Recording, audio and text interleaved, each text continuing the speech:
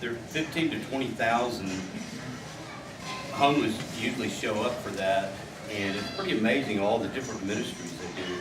Not just evangelism, but they also do what they wash their feet, put new shoes on them. They have all kinds of ministries that go on. But my name really is Billy Bob. I mean, some people say, was it William Robert or is it Billy Bob? It really is Billy Bob. That's on my birth certificate. And I was born and raised in San Antonio and didn't grow up in a Christian home. In fact, it's interesting because my mom and my sisters were very avid Ouija board users. And there's been an uptick on the use of Ouija boards, I've noticed, among young people. And I've even spotted a few in some of the toy stores now. They're coming back. And they were very avid users of those. And the way I grew up was my dad was usually in the other room, never participated with the family much. My older sister and my mom fought all the time. They had fist fights all the time, just one of those type deals. And it was really kind of for me growing up, I didn't invite friends to come over to the house because I didn't know what was going to happen, when it was going to happen, And so we just grew up like that. If you've ever been in a home like that, just all the screaming and the shouting and, all those things, even as a 58-year-old man, those things still come to your mind sometimes if you talk about it. You can still hear those things and see those things. We grew up in a home too that we didn't have a lot of money growing up. I mean, there were many times that I remember that we would have beans and rice, for breakfast, lunch, and dinner if we had 3 meals in a day. We didn't always have 3 meals. Sometimes it was one, sometimes it was none, depending on, when mom and dad came home and those type of things. I have 2 sisters. One lives in Goliad. She's the mayor there. And I have another sister that lives in San Antonio. And several things happened in our life that really changed our home, that moved us away from a home that was wrought with a lot of violence and physical abuse and things like that. And when I was 16 years of age, my dad came walking through the living room one evening, and he said, "I'm going to your sister's. I want you to come with me."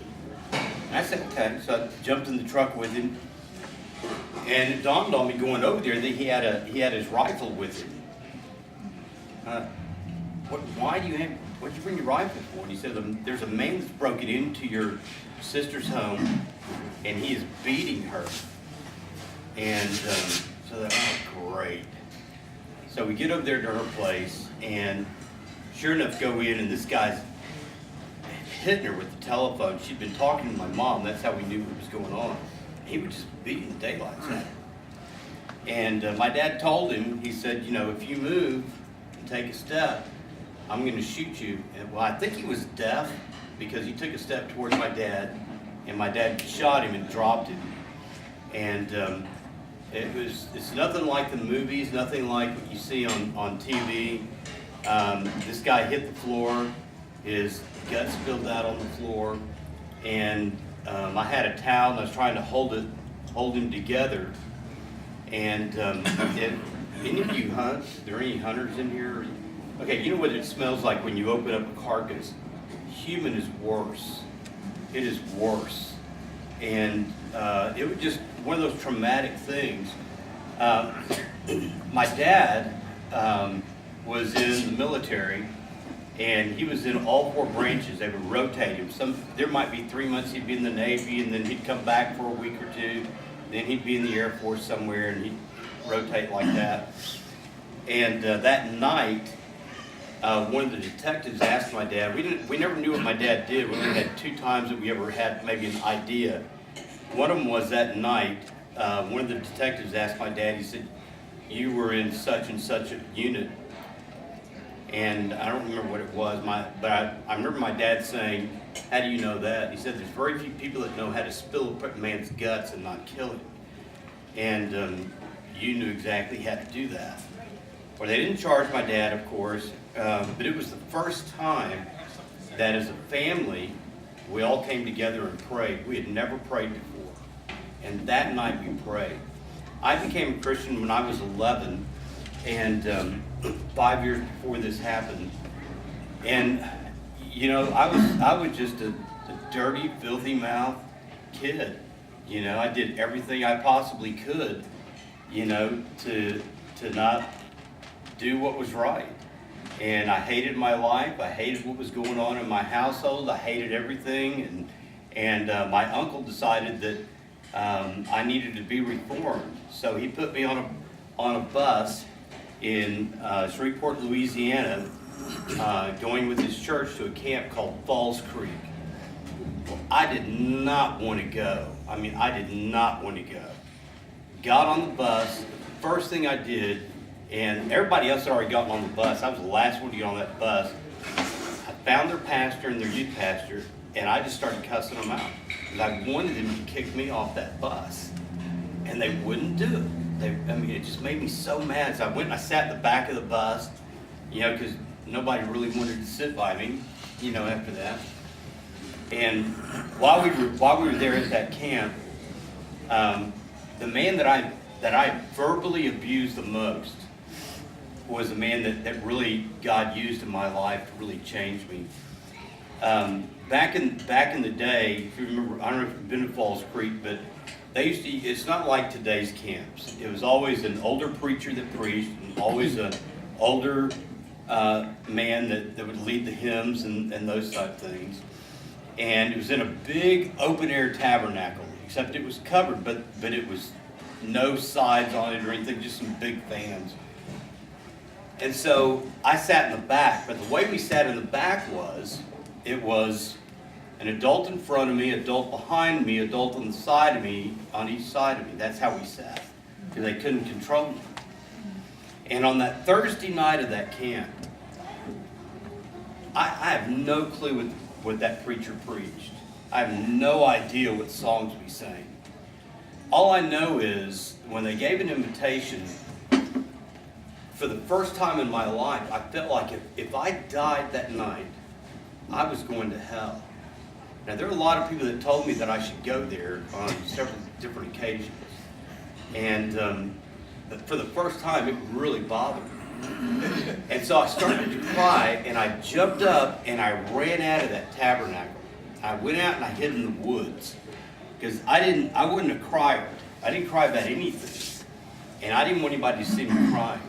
So while I was out in those woods, you know, at 11 years of age, I mean, I just started thinking of my family and myself, and I just couldn't stop crying. Well, about 2 o'clock in the morning, I came back to my cabin, and, you know, of course, sure enough, the adults are waiting on me to come back, and I walked in, and I thought, you know, for sure they will send me home now, you know, for sure. Walked in, and the guy that I verbally abused the most came over to me and he said, "Billy Bob, what's wrong?" I said, "Man, I don't know. My life is so screwed up. If I died right now, I'd go to hell." And that really scares me. I said, you know, and also if I died right now, I don't think it would even matter. I don't think anybody would care. Well, he shared with me something that I'd never heard before. He shared with me that Jesus Christ was God and that he'd come to this earth. And he shared with me that Jesus lived a righteous life. And that he came to a place in his life that he was crucified for my sins. And he's telling me all this. I've never heard this before. This is brand new to me. And he can tell maybe I'm not getting it on the crucifixion part.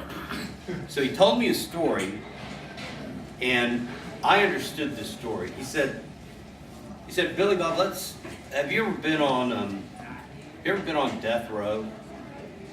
I said, "Well, no, of course not." He said, "Let's just pretend that you're on death row. And in 15 minutes, they're going to walk down that hallway. They're going to walk into your cell. They're going to take you down that hallway, and they're going to strap you down to a gurney. and then they're going to inject you and they're going to kill you. But I tell you what I'm going to do. He said, I'm going to change clothes with you. I'm going to swap clothes. And that was really important because at that particular time, back in those days, all of your clothing, if you were on death row, had a number. And that number was on, you've seen it in mug shots. But back then it was on their shirts and their pants, everything. They were a number. He said, I'm going to take your number and I'm going to walk down that hallway and I'm going to die in your place. What do you think about that? I thought for a second, I said, I would just be thinking, how fast can we change clothes? You know? And he said, that's exactly what Jesus did. You see, you did the crime. You sinned. And he paid the time. He paid the penalty for that sin. That registered with me. I got that. I understood that. Well, I knelt down on that cold cement floor that night. And I made a choice to admit my sin and turn away from my sin and invite Christ to come into my life. And I made a choice to repent and to turn towards Christ and to move in that direction. So as we moved up from the time I was 11 until 16 when that gun incident happened, there were some things that began to happen in my own life. For instance, whenever I went home, guess what my mom and sisters were doing? They were fighting like they've always fought. But for the first time in my life, I had a peace. And, at a young age, that meant a lot to me. It meant a whole lot. I got involved in a church called Castle Hills in San Antonio. And that's where God called me into the ministry. Was there. I've been in church work for over 32 years, and I've retired recently, and I'm writing a book and writing for some periodicals, and also working at Amazon Logistics over in Garland. And I like the place where I'm at right now, and how God has brought me to this point. Over the years, there's been certain things that God has done in my life that have just been pretty incredible things. I go back to my dad because my dad became a Christian later on. He died when he was 62 of a brain tumor, and he became a Christian 5 years before that. It's really interesting about my dad because my dad was the day of his funeral. This is the only second time that we knew kind of what my dad did on the day of his funeral.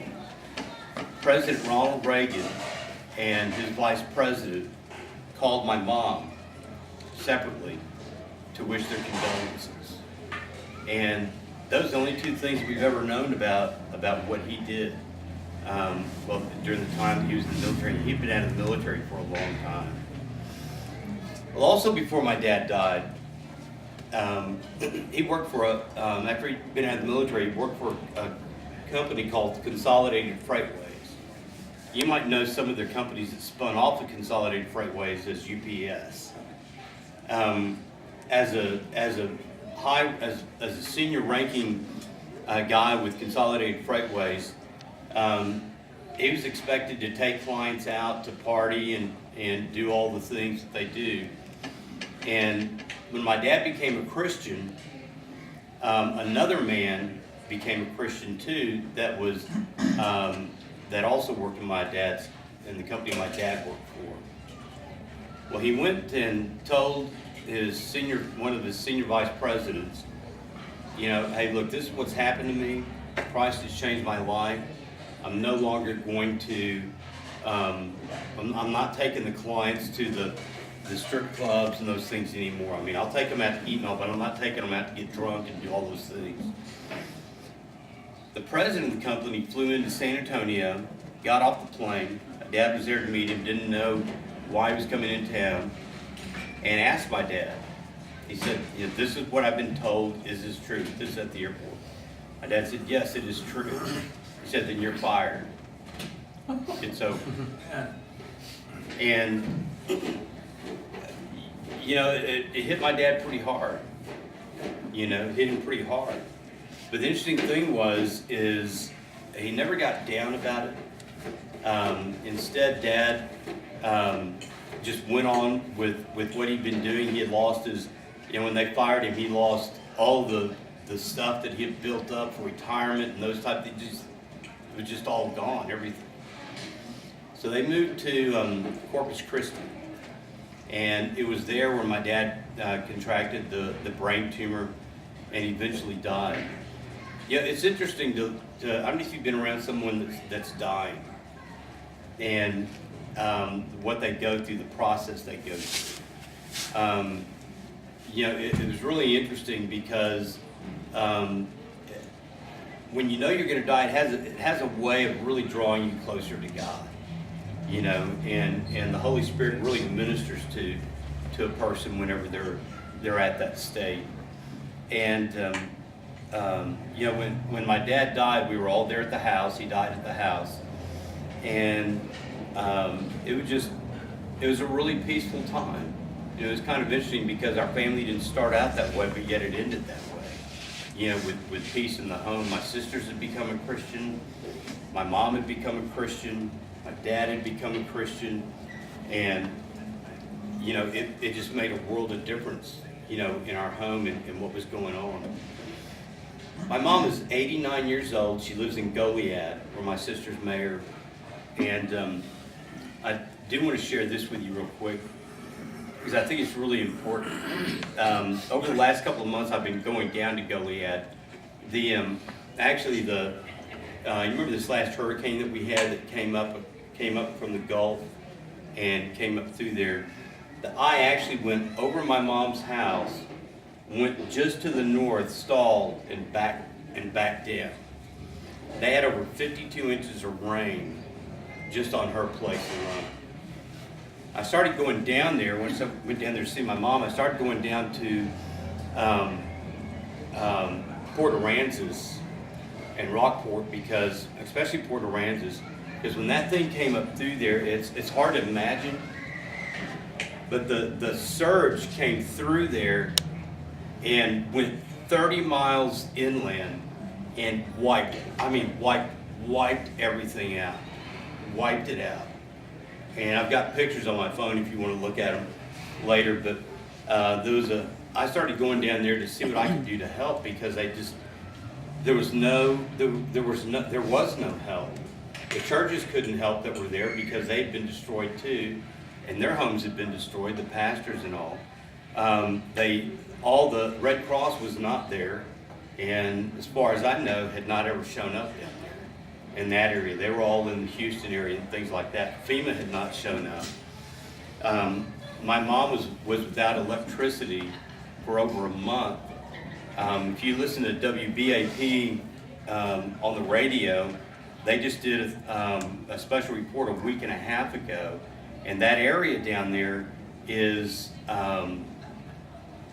there's some spots down there they still don't have electricity or plumbing or running water, and it's really sad. I met a man down there that had gone to Puerto Rico after that hurricane, and I asked him, is it as bad here as there? And he said, it is worse here in Port Aransas than it is there, the devastation, because it was just so solid.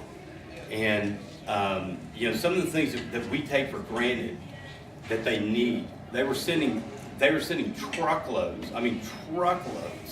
of goods down that way. Problem is they didn't have anywhere to put it. All the warehouses all were destroyed, and it was stuff they didn't need. What I thought was really interesting too is I hate to say this, but a lot of churches were sending clothing down there, and it was clothing that they couldn't even sell in a garage sale, obviously, and it was junk, that they were sending down there to those people. And, sometimes you just can't be choosy, but at the same time, I just don't think as Christians, that's the way we ought to do it. And so when we think about things that they needed down there, no Bibles. They don't have any Bibles in there. They were all destroyed, and the churches were. The gloves, cleaning supplies, things that they really need in order to get things done. I mean, they didn't have any of those things, and a lot of those areas still don't have those things. The clothing that they can actually wear, that they can actually work in and do the things they need to do. Gloves. I mean, food. Baby food, diapers, those type of things. Those were things that they really, really, really needed. And so I started going down there, and at first I wasn't real sure what, exactly, God, what can I do? Because it's just chaotic, I mean, people don't, all the organized groups were like Houston in that area, and these people were roaming around their streets like, I don't know what we're supposed to do. And so I started walking up and down the streets and just began to pray for the people and pray with people, and, because I really didn't know what to do. It's one of those things, you walk in those situations and the only thing you knew to do was to pray, for them and to pray with them. And, it's interesting, whenever you have devastation like that, people like to be prayed for in situations like that. They like to be encouraged, and especially down there, they weren't getting a lot of that. And and it was, one of the things I noticed too, there weren't a lot of church groups that were going down there to help. There were, like I said, they were mainly going like the Houston area. When I was down there a couple of weeks ago, it was still the same. I mean, they're just kind of on their own. So I began to raise money, and my last trip down there, get that money to begin to buy them things that they needed. Christians were wanting, you think in this country, Christians were running Bibles because they didn't have their Bibles anymore. They were needing certain things, different kinds of clothing and articles. So I'm going to be doing the same thing over the next few weeks. After the first year, I'm going to try to raise some money so we can go back down there and do some more things for those folks, because it's just, it's just really devastating. What I'm hoping to do though this next time is when I go down there, I'm going to follow up with a lot of these people that have walked up and down their streets, and and begin to share with them the gospel about, we've got to pray together. But let's go a little bit further here. Let me tell you why, how God's changed my life, and really what He wants to do with you. The first time when I went down there, they were in such a daze that they didn't really know what had hit them, And if you look at some of the pictures on my phone, they've got, there are fences that are taller than me, and the water line was above those fences. You can see all the debris all the way down. I mean, it was total devastation down there. So, I know I shared a lot with you tonight, but I guess the takeaway is this. As a filthy, dirty little kid with a foul mouth, that didn't think life was worth living, in a home with, family that didn't care about life and would beat on each other and those type things. God somehow reached down and touched me in such a way that I understood when the gospel was shared to me, and the Holy Spirit spoke to me and brought just the exact right person. Even though I had abused him so much verbally that week, that was the man that God had called to share the gospel with me. And He could have very easily have looked at me and said, you know what, we're sending your butt home. And He didn't. Instead He loved me, and I became a Christian, and things really began to change in my life, and God began to put things in motion to change our family's life. And, it's just been really interesting throughout the years, how God has just really given me just a different type of love and compassion for people. And maybe because the way I grew up, if you ever go to my Facebook page, on the main picture on my Facebook page, and it's my favorite picture, and I even have it on my wall at home. And you'll probably get this. It's a picture of Jesus walking down a road. He's carrying a knapsack, and he's carrying a rifle over his shoulder. And beside him is an SS German soldier, and they're walking down the road. You may think, well, why in the world would that be? But it reminded me, Jesus said, pray for your enemies. And Jesus also said, go the second mile. And I could see Jesus probably talking to a man like that, who we would think was just the scum of the earth.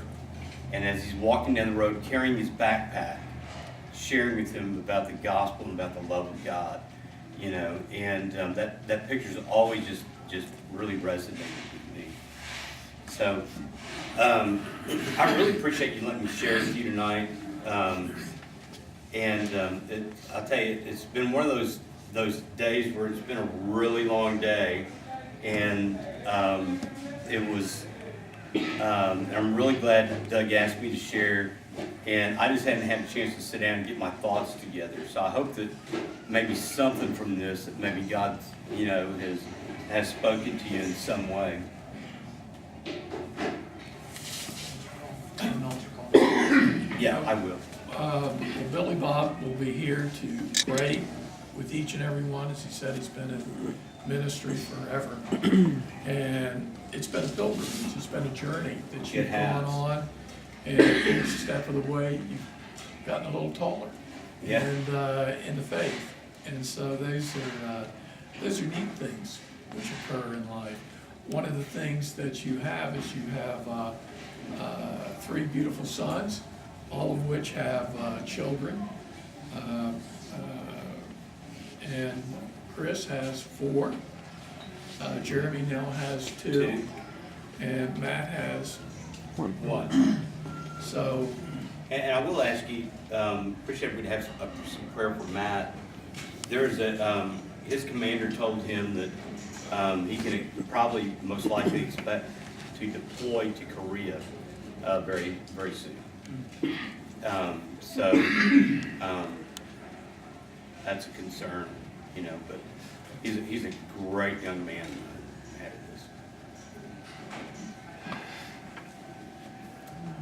Any questions for Billy Bob? We always do an altar call just because the internet, this will go on the internet and be shared around the world. So just do a recap on the gospel and then do an altar call. Okay. Be glad to. I don't know everybody here, and I don't know what your relationship is with God or with Christ, but I will say this. If you've never come to a place in your life when you realize that Jesus was the Son of God, that he came and lived a life of righteousness, that he was crucified and died on the cross for our sins, Jesus gives you that invitation to have him come and be a part of your life. One of the great things about Christ is his sanctification. When Jesus comes into our life, he sets us apart, and he really does use us in different works. And if you've never come to a place in your life where you've made that commitment, where you've chosen to turn away from your sin and turn to Christ and invite him to come into your life, I'd encourage you to do that, and let God come in and show you what he can do and how he can change your life. And I just want to lead us in a word of prayer, if that's okay. If you would, if you join hands with somebody maybe around you, and just want to lead us in a word of prayer. Father, thank you for the way that you love us. You're always there. You never leave us. You never forsake us. Jesus, your love is always pure. Your motives are always pure. God, you are always there exactly when we need you. You are the great I am. You are the King of Kings. You are the Lord of Lords. You are the Messiah. And Jesus, you are Savior. And God, I pray, if there's anyone in the sound of my voice that has never made that decision to turn away from their sin and turn to Christ and invite Christ into their life and to choose to follow him, I pray that they would make that decision. Holy Spirit, speak to their hearts. Holy Spirit, talk to them right now. I pray that you would woo them and draw them unto yourself. And God, I pray that you'd be with my son Matt. I pray you would guard over him and protect him, and I thank you for the way that he serves you by serving our country. And I pray that Father, that you just give him a peace and that your will would be done in his life. And God, we thank you that we live in such a great nation. We have our problems and our issues in this country. But God, we thank you that we still do have leadership that does want to see God move and does want to see godly things happen in this country. I pray you'd raise up Christians, that they'd become truly prayer warriors, that they would be guardians of the gates, that they would pray, and that they would seek you on behalf of their families and behalf of our nation. And God, thank you for all the good things that you do for us. You are holy. God, you are worthy. In Jesus' name, amen. Amen.